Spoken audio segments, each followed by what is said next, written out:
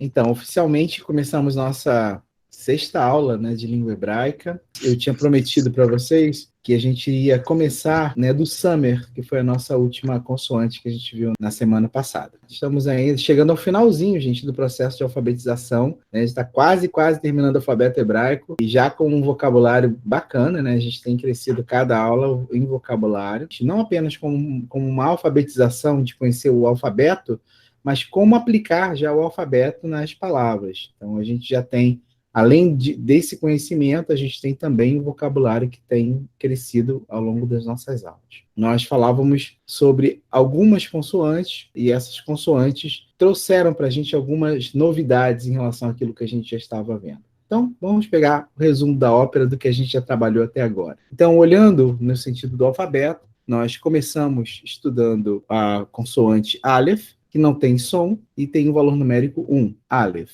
Depois nós estudamos o Bet e o Vet, que são os irmãos gêmeos, né? É a mesma letra que pode ter um pontinho ou pode não ter o pontinho. Se tiver o pontinho é o Bet, se não tiver o pontinho é o Vet. O Bet tem o som de B como bola e o Vet tem o som de V como vaca. A gente viu o Gimel, que tem o som de G como gato. A gente falava também que o Gimel, quando inicia uma palavra, recebe um pontinho, que nós chamamos esse pontinho de dagesh no início de palavras, mas que não modifica o som da consoante Gimel. Vimos o Dalet, que tem o som de D como dado, e também, no início de palavras, ele recebe um pontinho que não modifique nada o seu som. Depois, a consoante rei. A consoante rei é uma consoante que não tem som, mas que pode, em determinadas circunstâncias e situações, ser um pouco aspirada. Uma coisa que talvez eu não tenha falado, eu acho que eu falei, mas eu não lembro, é que a aspiração do rei, ela pode ocorrer no início de palavras ou no meio de palavras, mas nunca no final da palavra. Isso é importante, ou seja, o rei nunca é aspirado no final de palavra, não som nenhum no final de palavras. Vimos o Vav, já tínhamos trabalhado o Vav como a vogal O, com pontinho em cima, ou a vogal U, se tiver o pontinho aqui no meio. Mas sem pontinho nenhum, se torna uma consoante que tem o som V. Então, pegando no sentido numérico, Aleph 1, Bet e Vet 2, Gimel 3, Dalet 4, Rei 5 e Vav 6. Na nossa segunda linha, tínhamos visto o Zain, tem o valor numérico 7 e tem o som de Z como zebra. Depois o Het, que tem o som de RR forte, é uma letra gutural.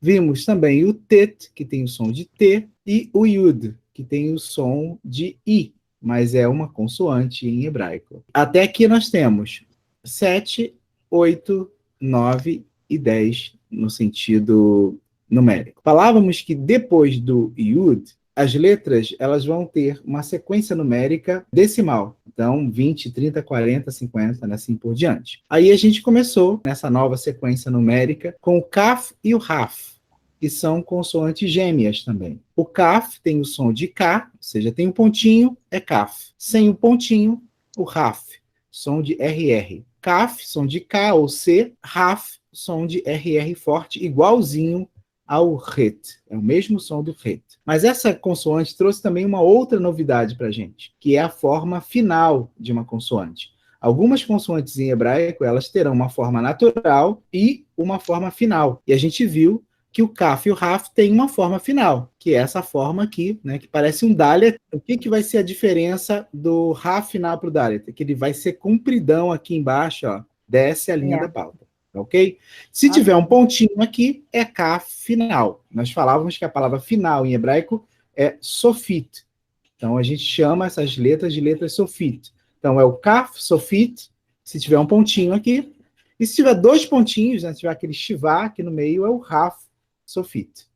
No sentido numérico, Kaf, Raf, sofit tem o mesmo valor numérico, que é 20. Depois, vimos o Lamed, que tem o som de L, como na palavra lama, e aqui o valor numérico já vai para 30. O Mem, que tem o som de M, como mamãe, ou macaco, né, ou mico, e o Mem tem uma forma final, que é o Mem Sofit, que é esse quadradão aqui. Mem Sofit. O valor numérico de Mem e de Mem Sofit é 40. Depois nós vimos o Nun, que tem o som de N, como nabo, e o Nun Sofit, ou seja, a sua forma final, O Nun Sofit parece muito com o Vav. Ele vai passar a linha da pauta, vai lá para baixo. Então, a diferença dele para o Vav é que ele é bem grandão no sentido de extensão dessa parte aqui vertical. Passa a linha da pauta. E o Nun e o Nun Sofit valem, o valor numérico deles é 50. E por último, a gente viu a consoante Samer. Samer tem o som de S, como sapo, na palavra sapo, e é uma letra simpática, né? Ela pode ser feita assim, ela pode ser feita só com uma bolinha, né? É uma letra que eu gosto muito. Mas a gente já acenou um problema, uma dificuldade. A dificuldade é que o Samer, ele é muito parecido com o Mem Sofit. O Mem Sofit, para a gente começar a diferenciar, primeiro, ele só aparece no final de palavras. Então, se eu encontro uma letra, uma consoante, que parece o Mem Sofit no meio de palavras, então já sei, isso não é Mem Sofit. Provavelmente isso é um Samer. Porque o Mem Sofit só vai aparecer no final de palavras. Outra diferença é que o Mem Sofit ele é mais quadradão. Ele é um quadradão mesmo, né?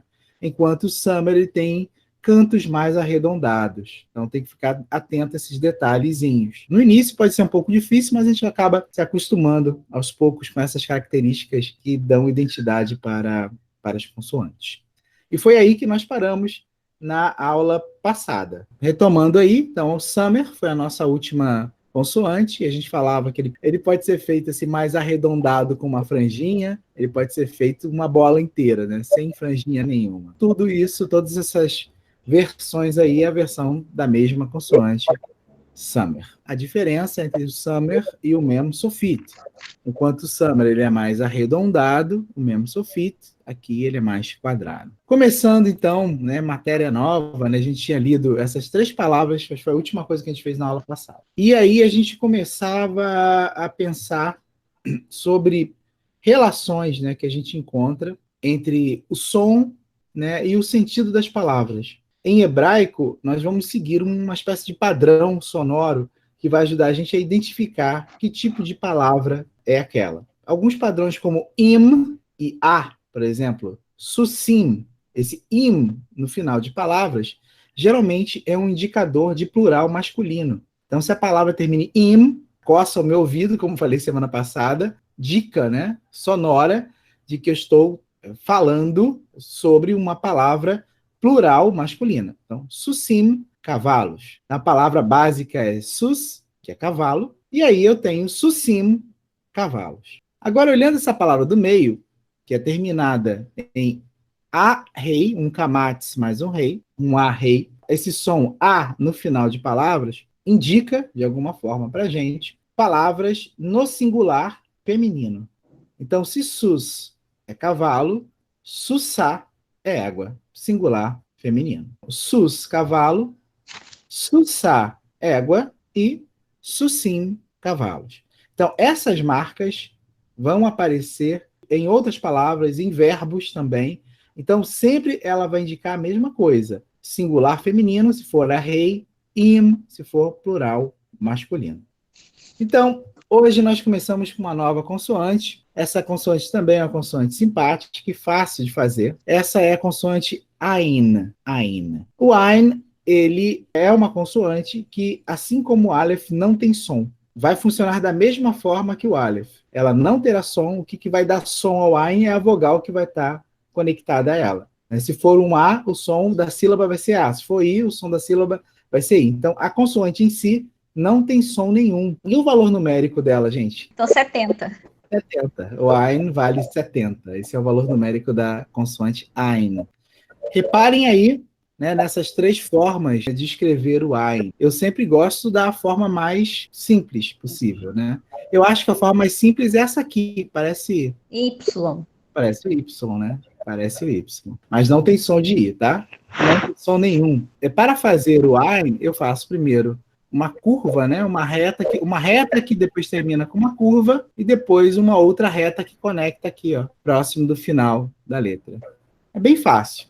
Agora, se a gente olhar essa outra forma aqui, mais rebuscada, alguns rabinos, né, dizem que o Ain é, na verdade, uma conexão entre o Nun e o Zain. Se vocês olharem aqui, Aqui parece o Nuno, olha, tá vendo? E aqui parece o Zain. Mas é só nessa fonte, essa fonte mais estilizada que a gente consegue enxergar isso, né? Nas outras fontes mais simples não dá para enxergar, não. Enfim, mas só para a gente ter uma referência visual, tanto das fontes mais rebuscadas, quanto da fonte mais simples que a gente vai utilizar. Então, esse é o Ain, valor numérico 70, não tem som nenhum. Então, vamos lá, esquentando nossos motores. 4 palavrinhas para a gente praticar. Lembrando sempre que a gente sempre lê da direita para a esquerda, tá, gente? Ain. Isso. Isso. A primeira palavra aqui que nós temos é Ain.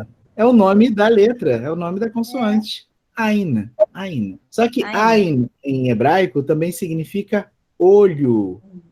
Olho. Um outro significado para Ain é fonte ou nascente de água. A gente não fala em português também olho d'água? É mais ou menos isso também em hebraico. Você tem uma nascente de água, você também usa a palavra Ain, né? Para aquela nascente de água, para aquele olho d'água, para a gente fazer a associação da palavra. Então, Ain é o nome da consoante mesmo, Ain. Também significa olho ou nascente de água. Tem uma cidade perto de Jerusalém chamada En-Karem. Esse A virou En por causa da forma construta que a gente vai falar depois, mas é a mesma palavra. Essa cidade, ela é chamada assim por causa de uma fonte de água que tem ali. É uma cidade tem muitas montanhas, muitas subidas, e você tem um poço, né, ou uma nascente de água que abastecia aquela região, né, que era um ponto de encontro para as pessoas. Esse lugar ele é importante para o cristianismo, a cidade, porque ali, segundo a tradição judaica cristã, foi o lugar onde viveu o sacerdote Zacarias, que era casado com Isabel, que era prima de Maria, mãe de Jesus. Essa cidade, em Carém, seria o lugar, né, onde esse casal de senhores viviam. E também seria o lugar onde João Batista nasceu, né, o filho desse casal. Então, é uma cidade interessante, bonita também, né? Tem 2 lugares importantes. Você tem o lugar onde seria a casa de Isabel, né, e de Zacarias, um outro lugar que é a igreja de João Batista, dedicada a João Batista, onde se faz memória da perseguição às crianças. Tem uma tradição apócrifa que diz que João foi protegido, assim como José protegeu Jesus do massacre dos inocentes. Existe uma tradição apócrifa que diz que, milagrosamente, também João Batista foi protegido dos soldados de Herodes, né? Não foi morto pelos soldados de Herodes. Depois vocês podem procurar, né, um texto que fala sobre isso. Tem uma pedra dentro da igreja, cercada, né? Que diz que colocaram João Batista atrás ali para esconder, né? Ela teria protegido a criança. Então a palavra é Ain, olho, ou nascente de água. Quer ler a segunda palavra? Od. Isso. Pode fechar um pouquinho mais. Od. Od. Od. Od, em hebraico, significa mais, com i, né? Mais com i. Ou seja, eu quero mais alguma coisa. Esse mais com i, que acrescenta, em hebraico é od. Od. Então, nós temos Ain e Od. A próxima palavra, im. Eu tenho Ain, que não tem som de nada. Eu tenho I aqui embaixo, e o mem sofit, que tem som de M. Então, essa construção aqui, essa palavra é im. Im. Im. Im, em hebraico, significa com. Eu estou com você. Né? É uma preposição com. Im. Com. A última palavra. Não. Exatamente. Então, esse aqui é o mem final, tem som de M. Então, essa palavra eu leio am. É uma palavra muito importante, significa povo. Por exemplo, Israel, o povo de Israel. Muito importante. A gente não pode esquecer nunca essa palavra, Israel. 4 palavras. Ain, Od, Im, Am. Ain, Od, Im, Am. Olho, mais com I, com e povo. Vamos adiante. 2 palavras que eu gosto muito em hebraico. Vamos tentar ler. Immanuel. Exatamente, Immanuel. Immanuel é um nome próprio, que a gente traduz como Emanuel, né? Em hebraico é Immanuel. Immanuel. Muito bonito, porque esse im que começa a palavra é o im que a gente viu agora há pouco. É o com. É o com que a gente viu. Forma o nome aqui, ó. Esse im aqui é o im lá que a gente viu, com. Esse nu aqui é uma abreviação de nós em hebraico. Nós. E o El é Deus. Então, Immanuel significa conosco está Deus. Ou, como a gente costuma dizer, Deus conosco. Então, o nome próprio Immanuel significa Deus está conosco. Ou Deus conosco. Por que essa é uma palavra especial, assim, na minha opinião? Porque na tradição tanto judaica como cristã, o Messias, ele é chamado de Immanuel. Ou seja, o rei Messias, aquele que vai vir em nome de Deus para ajudar, salvar o povo, ele é chamado de forma, vamos dizer, simbólica de Immanuel, porque ele será a presença de Deus no nosso meio. Olha só que coisa bonita. Agora eu estou entendendo, professor, o que o senhor falou, que o im é o com, o nu é o nós e o el é Deus. O el de Deus. Aquele, o anarnu. Exatamente, do pronome pessoal que a gente viu. O nu, lá do anarnu. Então, Immanuel, aí é o Deus conosco. Outra coisa interessante, gente, Immanuel também é uma cidadezinha, eu nem sei qual o melhor nome que dá, né? Em Israel é dividido em pequenas cidades ou pequenos blocos territoriais.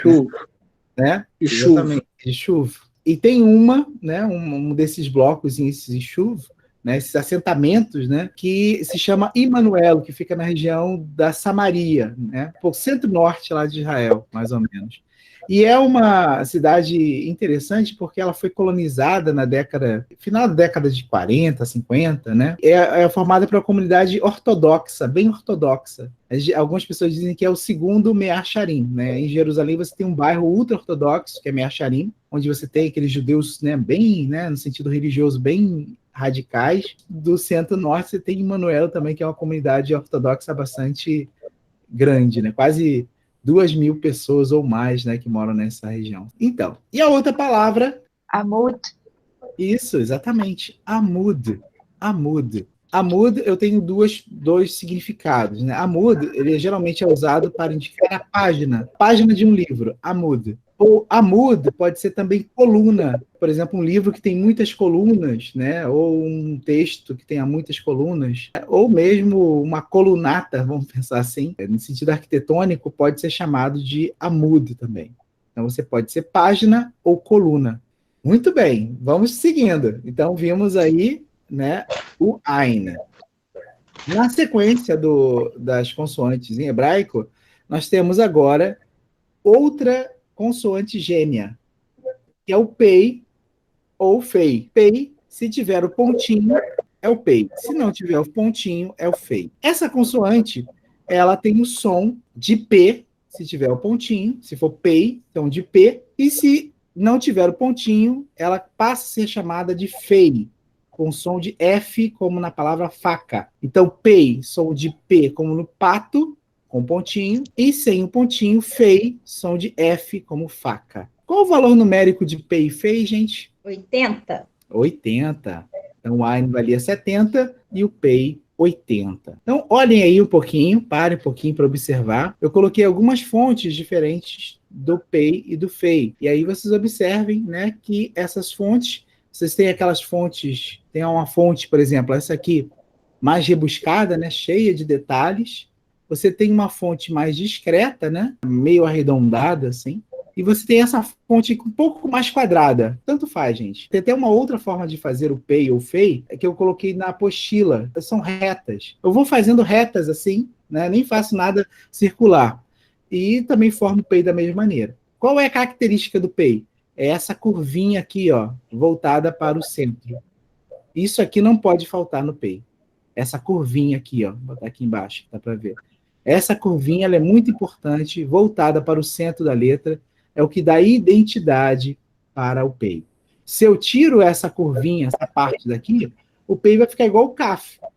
Então, isso aqui é muito importante para diferenciar do kaf, essa parte daqui, que faz essa curva para o centro da letra. Pei e fei. Essas consoantes também podem ser chamadas de P ou Fê, mas é bem raro alguém chamar assim. Geralmente, as pessoas falam pei e fei, que acho que é mais fácil também de pronunciar. O primeiro é o pei, som de P como pato, e o segundo é fei, som de F como faca. Ela também apresenta uma forma final. Essa forma final é feita dessa maneira aqui, gente. Basicamente, para fazer a forma final, eu vou fazer a mesma coisa que eu fiz com o pei. Eu vou fazer essa mesma voltinha para o centro, ou retinha, se eu quiser, para o centro. Eu vou fazer como se estivesse desenhando o fei. Só que aqui, quando chega embaixo, ao invés de eu virar para cá, para a esquerda, eu vou continuar descendo, passando a linha da pauta. Então, é como se eu estivesse desenhando o pei ou o fei, só que eu não vou fazer a base. No lugar da base, eu desço com a letrinha para além da pauta, para baixo da linha. Eu coloquei aí, gente, se vocês olharem aqui do lado, o que seria o pei final, ou melhor, o pei sofit. Isso aqui seria o pei sofit. E aqui do lado, o que seria o fei sofit. O pei sofit teria um pontinho, como o pei, né? Tem um pontinho também, um dagesh. E o fei sofit não teria nada. Na prática, vocês não vão encontrar, ou quase nunca, ou posso até dizer nunca, vocês vão encontrar o pei sofit. Ele existe? Existe. Mas ele é igual ao pé de cobra, né? Igual ao pé de cobra.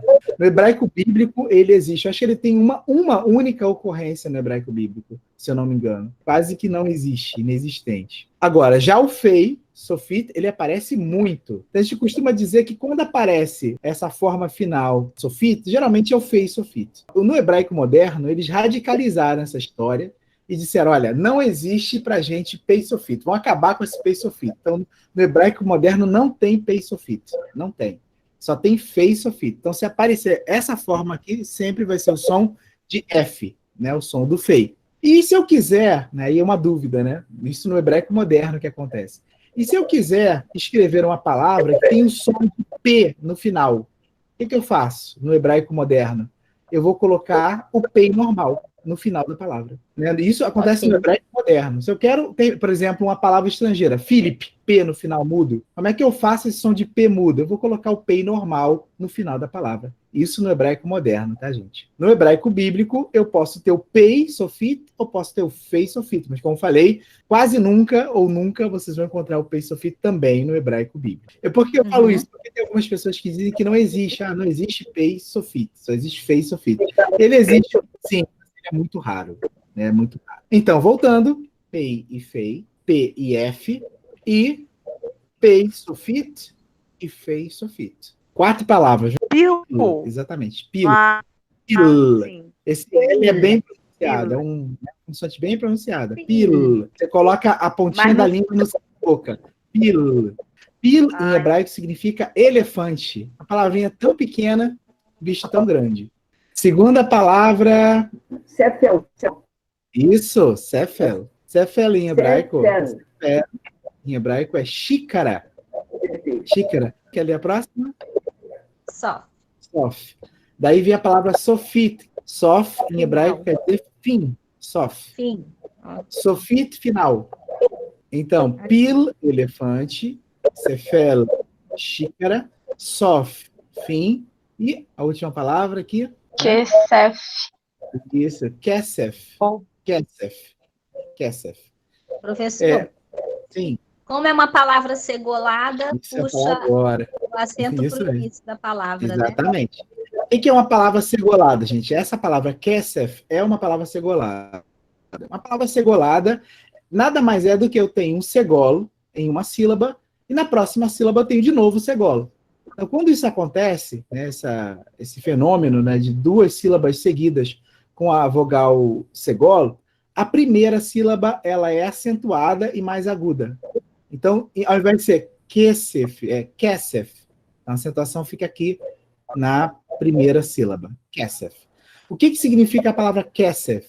Significa, no hebraico moderno, dinheiro. No hebraico bíblico, kesef pode significar moeda também no sentido econômico, né, financeiro. Moeda não no sentido de moedinha, tá, gente? Moeda no sentido de moeda monetária. Ou pode significar também prata, a cor prata. Ou a prata mesmo, o metal. Pode ler pra gente as palavras todas? Bil, Sefel, Sof, Kesef. Ótimo, beleza. Kesef. Gente, duas palavrinhas aí. Kaf. Kaf, exatamente, kaf. A palavra kaf significa palma. A palma da mão, ou pode ser a palma do pé também. Kaf, palma. E, por sinal, kaf aí também é o nome da nossa consoante kaf. Eu tenho uma palavra que eu gosto muito em hebraico, que é kaf regel. Regel, em hebraico, pode ser perna, pode ser pé também. Kaf regel seria a planta do pé. Daí também, pegando essa deixa, você tem a palavra kadur regel. Sim, Kadur regel é futebol. Futebol. Que seria bola no pé, literalmente, né? Exato. O regel está sendo usado também com esse sentido de pé aí nessa palavra café. Depois, Aleph. Aleph. Gente, a nossa consoante Aleph, né, que a gente começou a estudar, né? Começou o nosso curso de hebraico com Aleph, se escreve assim: Aleph. Kaf, palma, do pé ou da mão, e Aleph, o nome da letra, o nome da consoante, Aleph. Olá! Quantas vezes você já ouviu minha voz lendo a palavra de Deus? Agora, imagine você conhecer e poder ler a Bíblia na sua língua original, o hebraico. O professor Antônio Marcos criou um canal para você que quer aprender hebraico de uma forma inovadora e de graça. Basta se inscrever agora no canal do YouTube Hebraico com Antônio e acompanhar as aulas gratuitamente. Não perca tempo. Shalom!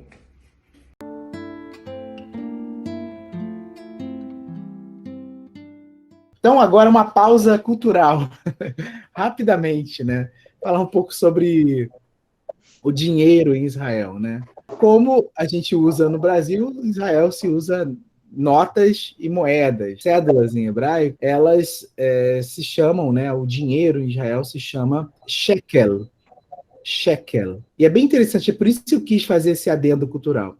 A palavra shekel significa peso, né? Peso de balança, né? Quando você vai na feira e lá quer saber se quantos quilos de banana ou quantos quilos de batata você comprou, geralmente, não sei se toda feira é assim, mas você tem uma balança. E antigamente tinha aquelas balanças com peso, né? Você colocava numa parte da balança o produto e na outra você colocava um peso para você fazer a comparação, para saber quantos quilos ali tem, né, de produto. Então, isso é shekel, é o peso da balança, é o shekel. Então, na Bíblia hebraica, quando a palavra shekel aparece, ele tem sentido de peso, geralmente em transações comerciais mesmo, né? Esse sentido bíblico, e deu nome à moeda, né? Já que esse shekel é utilizado para as relações comerciais no passado, nada mais justo do que no mundo moderno, né? No hebraico Israel de hoje, né? Com a língua hebraica ressuscitada lá pelo Eliezer Ben Yehudá, chamar o dinheiro de shekel. É claro que ele já não é mais o peso antigo, mas tem um forte teor, né, no sentido econômico. As notas sempre vêm com personagem da história do país. Não só no sentido político, não só no sentido econômico, mas também no sentido cultural, religioso, né? Então tem aqui 4 notas, 4 cédulas. A cédula de 20, o plural de shekel é shikalim. Shikalim. Eu tenho a nota aqui de 20 shikalim. Essas notas são atuais, ou Alex, ou são antigas? De 50 e de 200 são atuais. De 100 e 20 já foi feita a alteração. O nome dele é o Moshe Sharet. Moshe Sharet. Esse aqui é o Moshe Sharet. Está aqui na nota de 20 shekalim. Né? Aqui sim, aqui eu tenho o Tzhak Ben Tzavi na nota de 100. Ele foi o segundo presidente de Israel. Aqui em cima, eu tenho... Isso que é legal. Eu tenho aqui 2 poetas.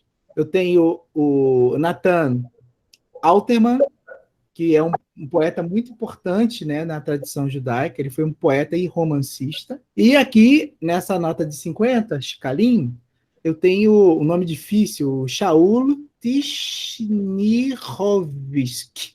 Ele veio de origem russa. Também é poeta e romancista, né? Foi poeta e jornalista também. E médico também, ele foi médico. A nota de 50 shikalim. Legal, né? Então, as notas, elas celebram não apenas questões econômicas, mas personagens importantes da história de Israel de hoje.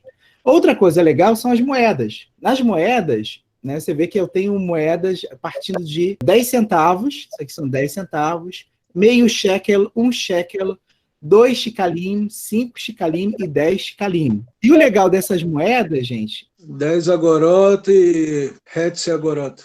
10 centavos e 50 centavos. Hamishim agorot. E aí, gente, quando a gente olha essas moedas, foi feito um trabalho muito legal no sentido arqueológico, porque todos esses motivos que aparecem, esses desenhos que aparecem na moeda, são motivos que apareciam nas moedas de 2.000 anos atrás. Então, o que eles fizeram? Eles resgataram aquelas moedas de sítios arqueológicos bem antigos e viram quais eram os desenhos que eles usavam naquela época.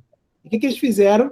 Eles simplesmente resgataram esses desenhos e transformaram, atualizaram os desenhos para as moedas, né, de hoje. Então, o que a gente encontra aqui? A tâmara, que é um símbolo muito importante de Israel, a coluna greco-romana, a gente encontra aqui a romã e a uva e o trigo, né, elementos, né, da terra de Israel, a harpa e a menorá. Então, são todos esses desenhos apareciam nas moedas de 2.000 anos atrás que circulavam dentro da terra de Israel. Então, quando eles fizeram o sistema monetário moderno, eles resgataram todos esses elementos antigos e continuaram conservando nas moedas atuais. Não é fantástico isso, gente? Esse cuidado com a sua própria história, acho que isso é fantástico em Israel. Outra coisa legal na moeda, gente, se vocês olharem aqui, não sei se dá para ver direito, mas a moeda ela é escrita em hebraico, tem um número, e você tem depois aqui escrito em hebraico, Shekalim Hadashim, né, o shekel novo, e você tem também em árabe, tá vendo, gente? Então, acho que isso é uma coisa fantástica, o respeito com os povos que estão naquela terra. Então, você tem a moeda oficial de Israel, escrita em hebraico e também escrita em árabe. Você tem, na moeda, você tem escrito em hebraico, você está escrito em árabe, você está escrito em inglês. Uma forma de você incluir as pessoas dentro daquele território também. Pausa cultural foi feita, voltamos às nossas consoantes. Então, a próxima consoante, né, do alfabeto hebraico é uma consoante que se chama Tsadi. Vocês também podem escutar o nome dessa consoante como Tsadê, né? O com som de E ou com som de I. Eu prefiro Tsadi, como eu aprendi. Tsadi. O Tsadi, gente, é uma consoante que tem o som de duas consoantes. O som do Tsadi é TS, Tsi, é Tsi. Não é TZ, né? Não é Tzi, é Tsi. Tsi, é um T e um S. Um T e um S. Isso é muito importante porque a gente escuta, né, pessoas falando o Tsadi como se fosse um T e um Z. Fica assim, Tzi, Tzi. Não é isso. O som do Tsadi é um T e S. Tsi, Tsi, Tsi. Esse é o som do Tsadi. E o Tsadi, como vocês estão vendo aí, ele pode ser feito, né, com 3 linhas. Eu posso fazer o Tsadi assim, ó, faço essa linha diagonal aqui, faço uma base e faço aqui uma orelhinha um pouco maior. Posso fazer só com 3 linhas. Essa forma do meio é a forma mais rebuscada do Tsadi, cheia de firulas e de elementos aí, né? Mas eu não preciso desenhar ou escrever o Tsadi assim. E essa primeira opção também aí, com 3 linhas, né? 3 traços aí, onde ele praticamente junta o primeiro com o segundo, né? Fazendo uma voltinha e depois fazendo a orelhinha, o Tsadi. Qual o valor numérico do Tsadi, gente? 90. O numérico não muda, 90. O Tsadi, ele tem uma característica importante. Ele também tem uma forma final. Então, quando o Tsadi aparece no final de uma palavra, ele aparece com essa forma aqui do canto esquerdo, olha só. É como se eu fosse fazer o Tsadi, mas ao invés de eu voltar a base para cá, né, para a esquerda, eu continuo descendo a linha da pauta.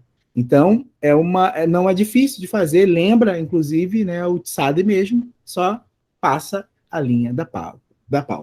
Esse aqui é o Tsadi Sofit. Sofit. Tsadi Sofit. Tem o mesmo som, TS, Si, e o mesmo valor numérico, sim, 90. Gente, um detalhe para a gente não confundir. O Tsadi se parece um pouco com o Ain. Olha aí, compare aqui. Essas duas primeiras letras aqui, do canto direito, são Tzad. Compara agora com Ain. Tem semelhanças, mas tem diferenças também. Então é preciso ficar atento se eu estou lidando com o Tzad ou com o Ain. Eu acho que o critério assim para a gente, né, não confundir, é lembrar que o Ain tem essa parte daqui, né? Lembra da história do Nuno que eu falei, né? Tem essa parte aqui parecida com o Nuno. E o Tzad não tem isso. O Tzad, ele parece um ferro de passar roupa. Pode confundir o Tzad com o Ain. Mas reparem aí que são diferentes. Vamos praticar. 3 palavrinhas. Então fica só et. Etz. Etz em hebraico significa etz. Etz. Etz. Etz em hebraico significa árvore. Mas também pode significar madeira em determinado contexto. Tá? Madeira. Sevá. Sevá em hebraico é cor. A cor amarela, a cor roxa. Cor. E a última? Savá. Savá. O Aleph não tem som. Savá. Savá é uma palavra muito importante, né, para o contexto judaico. Savá significa exército. Em alguns textos da Bíblia, Deus é chamado de Senhor dos Exércitos. Mas também tem a Tsahal. Essa é a sigla. Sa'al, que é o Sadi, um rei e um Lamed. É uma sigla. Sa'al é Savá, que é o exército, defesa para Israel. Dentro da língua hebraica, a sigla para o exército de defesa para Israel é Sa'al. Savá, Haganah, Le Israel. Então, Você vê, né? Eu tô aqui, mas ainda algumas dúvidas permanecem. Não porque eu tô aqui que eu já sei de tudo, né? Etz. Ok. Sevá. Ok. Savá. Mais um pouquinho, mais 2 palavrinhas. Retes. Hetz, exatamente. Hetz. Hetz, em hebraico, significa seta. Seta, por exemplo, seta, eu estou numa rua, aí tem uma seta indicando para entrar à direita. Uma seta. Né? Ou aquelas setinhas que a gente faz. Isso aqui, gente, é uma seta, tá aqui, ó. Mas Hetz também pode ser flecha. Flecha. Um arqueiro que joga a sua flecha. Então, Hetz pode ser flecha ou pode ser seta. Vê pra gente essa próxima palavra. Sion. Essa é a palavra mais importante da aula de hoje, gente. Sion. Sion. Nós traduzimos como Sião, um outro nome para a cidade de Jerusalém. Jerusalém também é chamada cidade de Sião, ou em hebraico, Tzion. É daí que vem o termo sionismo, né, que é um termo ligado ao movimento de retorno para Israel, né, no período, né, da Segunda Guerra Mundial. Os judeus se organizaram, né, para retornar para sua pátria, estavam espalhados pelo mundo, e esse movimento ficou conhecido como movimento sionista, né, ou seja, o retorno para Sião, né, o outro nome dado na Bíblia para a cidade de Jerusalém. A gente chama de aliá, subida. Então, eu saí do Brasil, vim para cá porque, para Israel, todo judeu tem que retornar à sua terra. Então, para a terra de Israel, e por isso eu estou aqui hoje, como um ato sionista. Isso é uma coisa muito bonita, porque Israel ele garante o direito, e para Israel o direito sagrado, que todo judeu, né, todo filho de judeu, ele pode voltar para sua terra sendo ajudado pelo Estado de Israel. Você tem passagem aérea, você tem o plano de 6 meses para você aprender o hebraico básico. Eu chegando aqui, hoje eu tenho dupla cidadania. Hoje eu sou brasileiro e israelense. Carteira de identidade, passaporte israelense. Porque os 6 primeiros meses eles não querem que você trabalhe. Eles querem que você aprenda. Eles te dão o plano.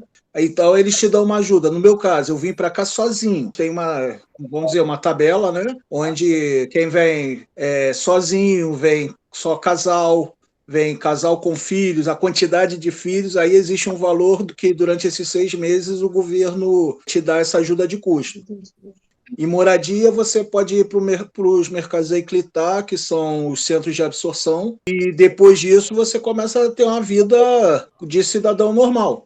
Vai trabalhar, arrumar o trabalho e tal. Graças a Deus, eu já tenho 7 meses que eu estou trabalhando. Aí você vê que coisa fantástica é essa, né? O Estado garantir para você uma inclusão de fato social, né? Você volta para o seu país, você tem educação, você tem documentação, você tem moradia, você tem ajuda de custo para que você possa, de fato, ser visto, reconhecido e viver dignamente como cidadão em outro país. Isso é fantástico, né, gente? Para terminar, essas 3 palavrinhas aí. Matzah. Matzah. Matzah é o pão ázimo, gente. Pão sem fermento. Matzah. Muito utilizado, né, em momentos celebrativos como Pessah, né, a Páscoa judaica, o pão sem fermento, matzah. E é daí que a tradição cristã católica, né, resgatou a ideia de que a celebração, né, do corpo e sangue de Cristo, né, que é a missa, né, também é feita na Igreja Latina com pão ázimo, matzah. Depois, Tzav em hebraico é tartaruga. Tzitz. Tzitz é uma palavra complicada, gente. Tzitz na Bíblia é a tiara que o sumo sacerdote utilizava na cabeça. Tzitz, né? Uma tiara dourada, alguns dizem que era feita de ouro. Então, o sumo sacerdote era parte, né, da vestimenta do sumo sacerdote na tradição judaica antiga. Tzitz. Só que tzitz acabou, não sei como, de que maneira, né, evoluindo na língua. Evoluindo não, virou uma espécie de palavra onomatopaica. Ela tem um som assim, e acabou se tornando, eu não sei se pejorativamente ou ironicamente, o som do seio, né? Não sei se o seio amamentando. Então, geralmente, hoje, como uma espécie de... como a gente fala, né? Aquele tipo de palavras que tem duplo sentido. Então, do hebraico moderno, ironicamente, alguém pode referir ao seio feminino como tzitz. Mas não tem nada a ver com o seio em si, a palavra, né? É o som que acabou sendo atribuído, né, à questão do seio, enfim. Mas no hebraico bíblico, tzitz significa tiara dourada lá do sumo sacerdote. Então vimos aí matzah, o pão ázimo, tzav, tartaruga, e tzitz, né, a tiara lá do sumo sacerdote, né? Então, gente, por hoje tá bom, né? Muita coisa que a gente viu hoje, mas estamos chegando ao finalzinho do alfabeto. Então, se animem. Próxima aula a gente termina o alfabeto hebraico, a gente vai poder dar novos voos mais longos e mais altos. Então, fiquem animados, né? Estudem, não acumulem matéria. Está na hora de se animar, porque estamos terminando uma etapa muito importante da nossa formação, né? Estamos sendo alfabetizados, terminando esse processo de alfabetização. Eu estou muito orgulhoso de todos vocês. Eu queria agradecer ao senhor e também as suas apostilas, que são ótimas. Dessa Obrigado. aula eu tinha lido. Foi muito bom, porque ficou tudo na memória, assim. A gente tenta se concentrar no aprendizado da leitura, seria só teoria, mas não é possível. Eu já te adianto isso, professor, porque abre várias janelinhas para como é o local, como se sente aquela situação. E aí é bom que o senhor está presente, trazendo a gente de volta para aprender a língua mesmo a falar. Mas como aprender sem vivenciar, né? Não tem como. Bom que está rico de igual o momento cultural que você fez, foi muito bom. Ajudou muito a compreender realmente como não é só uma leitura, é um comportamento, né, de todo um povo que merece ser respeitado. A língua é uma vivência, né, é uma experiência vital, né? A língua é uma parte disso tudo, né? É verdade. Tchau, gente. Boa tarde. Fiquem com Deus. Tchau, obrigada, professor. Tchau.